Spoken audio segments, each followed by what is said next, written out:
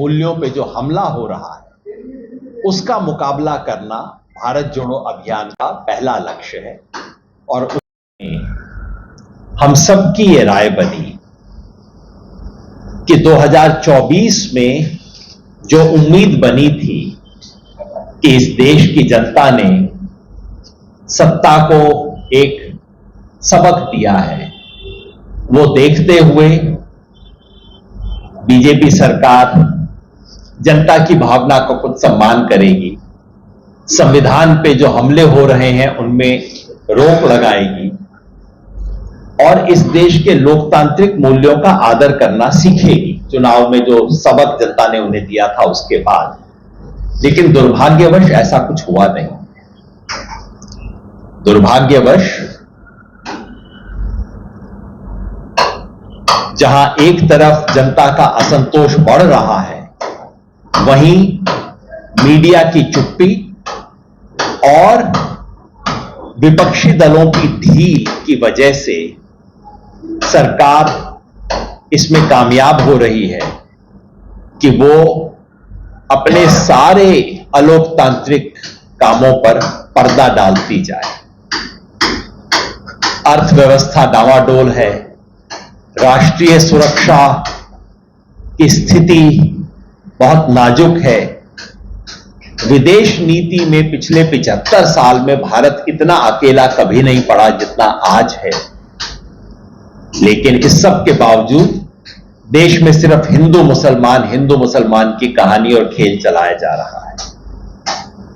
ऐसी स्थिति में हम जैसे संगठनों की जिम्मेवारी बनती है कि इस देश में लोकतंत्र पे हो रहे हमले के प्रति हम आगाह करें और इस हमले का प्रतिकार करने का हर संभव प्रयास करें।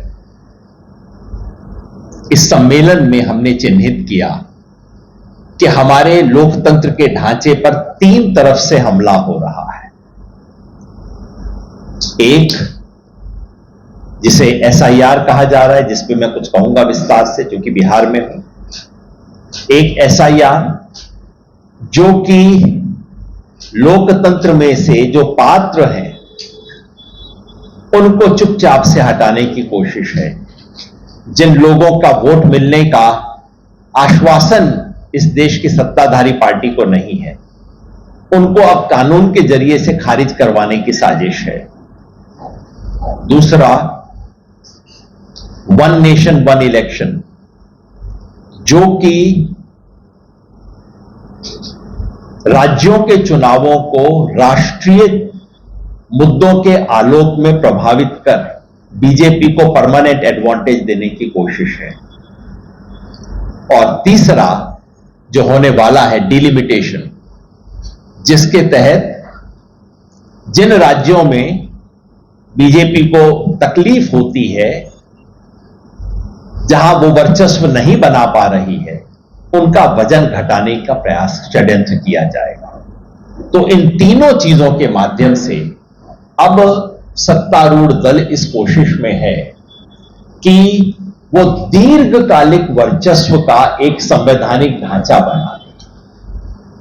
और ऐसे में हम सब की जिम्मेवारी बनती है कि हम उसके बारे में खड़े हों, विरोध करें और हर संभव लोकतांत्रिक और शांतिपूर्ण तरीके का इस्तेमाल करते हुए देश में लोकतंत्र की रक्षा करें। आज यहां बिहार में और पूरे देश में जो सबसे बड़ा खतरा है वो है एसआईआर का। जून को एसआईआर का आदेश आया था और उसके 48 घंटे के भीतर 26 जून को हमने यहां पटना में एक प्रेस कॉन्फ्रेंस करके इसके खतरों के प्रति बिहार और देश को आगाह किया था। पिछले 1 महीने से बार बार हम ये कह रहे हैं कि ये बिहार की वोटर लिस्ट का रिवीजन नहीं है। ये आदेश पूरे देश पर लागू हो रहा है, बिहार केवल उसकी पहली प्रयोगशाला है। ये वोटर लिस्ट का संशोधन नहीं है, ये वोटर लिस्ट को नए सिरे से लिखने का डी नोवो प्रक्रिया है। ये 2003 या इससे पहले हुई किसी पुरानी प्रक्रिया का दोहराव नहीं है।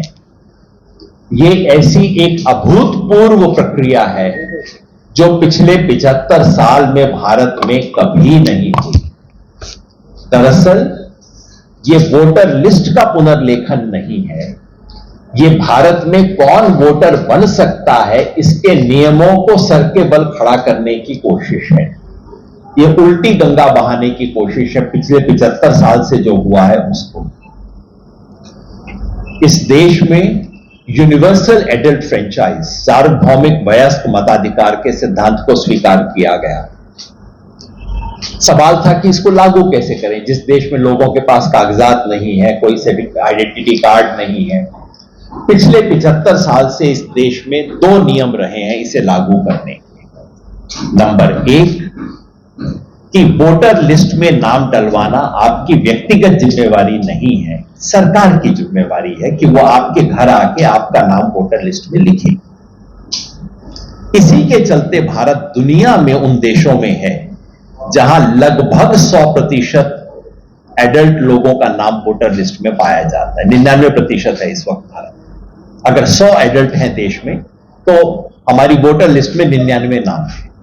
दुनिया के सर्वश्रेष्ठ देशों में से हम हैं। इस चीज के कारण SIR उसको पलट रही है। अब आपको कहा जा रहा है ये रहा फॉर्म, फला तारीख तक भर दो, अगर नहीं भरा तो तुम्हारा नाम कच्ची लिस्ट में भी नहीं आएगा। पक्की लिस्ट तो बाद में देखी जाएगी, कच्ची लिस्ट से आपका नाम कट जाएगा। ये अभूतपूर्व है, खतरनाक है, क्योंकि दुनिया के जिस जिस देश ने ये पद्धति अपनाई है, और अमेरिका उसका बहुत अच्छा उदाहरण है, उस देश में कम से कम 1/4 लोग वोटर लिस्ट से बाहर हो गए हैं। हम ये जानते नहीं हैं।